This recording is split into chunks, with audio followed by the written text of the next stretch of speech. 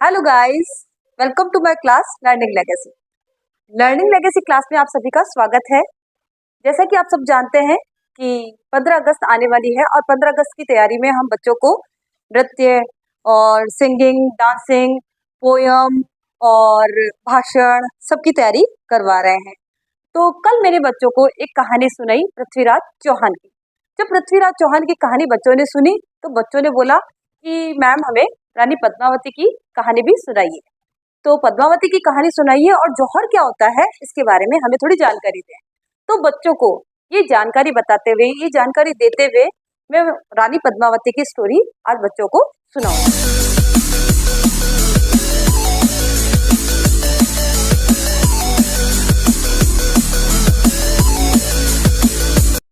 तो कहानी कुछ इस प्रकार है बच्चों कि सिंहल द्वीप की राजकुमारी थी पद्मावती।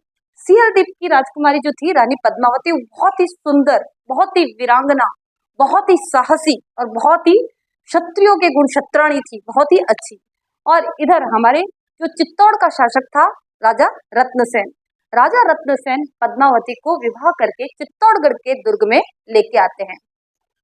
चित्तौड़गढ़ के दुर्ग को के बारे में एक कहावत है कि गढ़ में गढ़ चित्तौड़गढ़, बाकी सब गढ़ैया। मतलब चित्तौड़गढ़ का जो दुर्ग है वो अपनी कलात्मक तरीके से बहुत ही सुंदरतम कला के लिए इतना प्रसिद्ध है कि सभी जो मुगल शासक थे उसको पाने की चाहत रखते थे।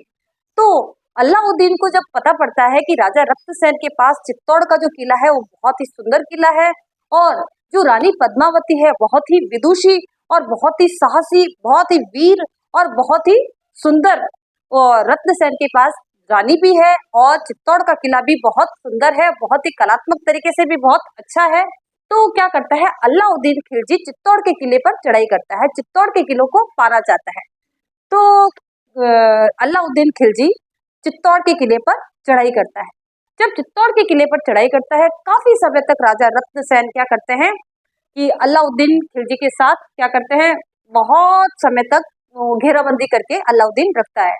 तो घेराबंदी के दौरान क्या होता है कि किले के अंदर खाने पीने की सामग्री वगैरह सब खत्म हो जाती है। तब राजा रत्नसेन क्या करते हैं कि राजा रत्नसेन अब आक्रमण के लिए तैयार हो जाते हैं और अलाउद्दीन खिलजी पर आक्रमण करते हैं। जब दोनों सेनाओं के मध्य युद्ध होता है तो बहुत ही भयंकर युद्ध होता है। अलाउद्दीन की खिलजी की सेना बहुत भारी संख्या में थी और राजा रत्नसेन के पास इतनी भारी संख्या में वीर नहीं थे और इनकी सेना में बहुत कम सेना नायक थे।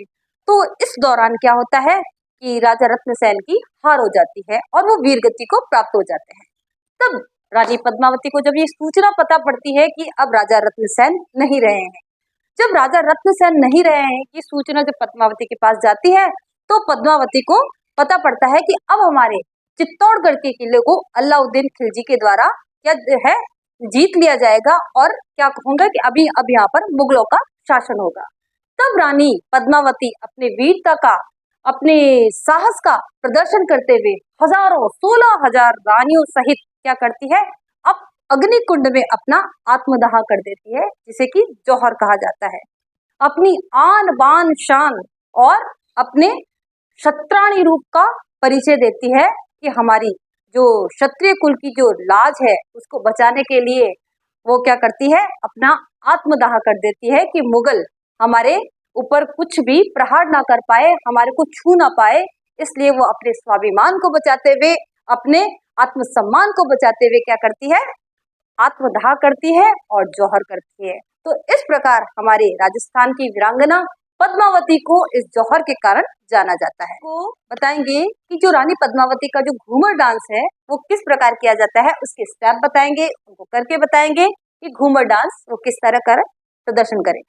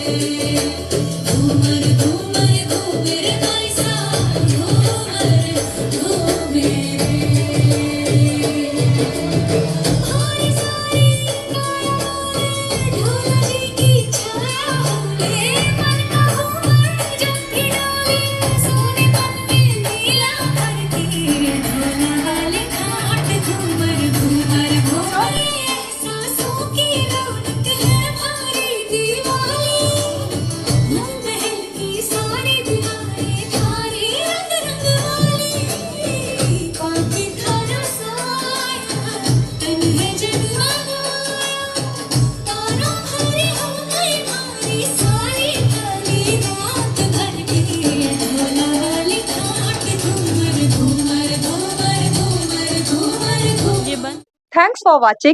Please like, share and subscribe.